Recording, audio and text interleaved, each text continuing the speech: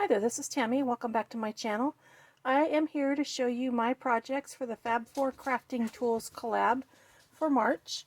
This collab is hosted by Deb Hauk, who's Deb Hauk's Crafty Cottage, and by Paige, who's Stamp Girl here on YouTube.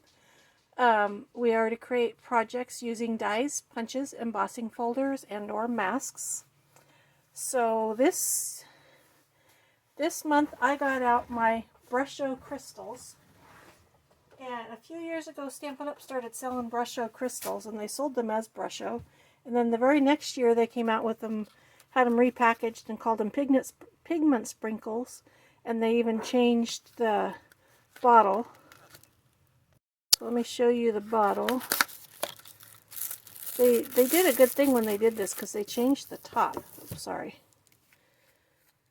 The Brusho was totally different on the top. So it comes like this, with this little thing that closes, and there's 3 little holes in there. So I used embossing paste and these pigment sprinkles. Pigment, I can't seem to say that word. And stencils. And had some fun. So let me show you. The first one that I made was kind of crazy. I went way too overboard with the sprinkles. You can barely see, this is a leaf stencil. It's a square leaf stencil. It might be from Tailored Expressions. I don't remember. My stencils, without the packages, I don't know where they came from. But I went way too crazy. I forgot until after I did this, you just need to use a little tiny bit of the crystals because they go a long way. But I still think this is pretty. I love bright colors. So that was my first one. And then, sorry about that. My husband just left, and the dog is whining. He might even see a cat, I'm not sure. And the bark was the little dog, who doesn't like when the big dog whines. So my second one was this stencil. This is a circular stencil that's these swirls, and so it doesn't cover a whole piece. That's why I had to make this one smaller. Because it's round, it kind of went like that, but I think it's really pretty. Again, I used way too much of the sprinkles, but it's still pretty. Then I got out this stencil, and I went lighter on the sprinkles. This is a Tim Holtz, no, this is a Little Birdie stencil. I went lighter on the sprinkles and used 3 or 4 colors. So this is purple, and the way the crystals are, even though it says it's one color, it has multiple colors in it, so depending on how you sprinkle it determines how it comes out. And it's a lot of fun to play with. So that was that one.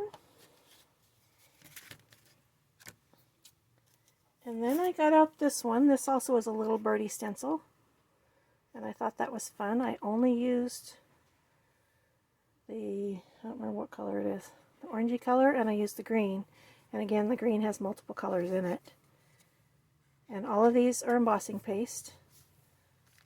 And then this one's my favorite, of course. It's purple. This is a Tim Holtz stencil, I think.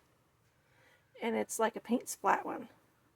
So this is only purple sprinkles, and you can see the different colors that are in them. And I thought that was a lot of fun. And then I want to show you from a couple of years ago, the first time I did this. Sorry, I should have had it down already. I made this with a stencil that Stampin' Up! Had at the time, and it's got glitter in it too. They don't have the stencil anymore. And then this box was made using one of Anne Melvin, who's Positively Papercraft now, one of her tutorials. This box was a lot of fun to make. How it has this insert in it. So the top and the bottom are the same size, and then the insert lets it close, and the ribbon, of course. So I just wanted to show this. This was the first time I used the Brusho crystals. It was a challenge. I was challenged by my upline at the time to do them for a retreat we were having, to do alternate projects, and I had never used it. And I spent 2 days playing with it and had lots of fun. Everything else is gone now that I made then. I only have this one box left. But so these are my projects for the FAB4Collab.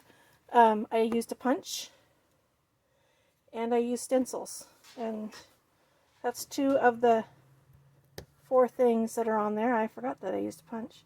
So this is a Stampin' Up! Punch that I used for the sentiments. There's so much going on with the color that I wanted to keep the cards really simple. That's why this one is so plain. I think it's really pretty.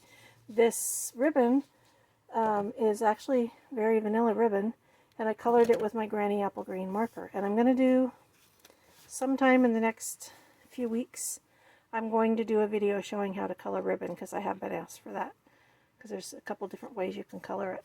So these are my projects for the FAB4Collab for March. Thank you, Deb and Paige, for hosting this. Let me know what you think, and I hope everyone has a wonderful day. Bye for now.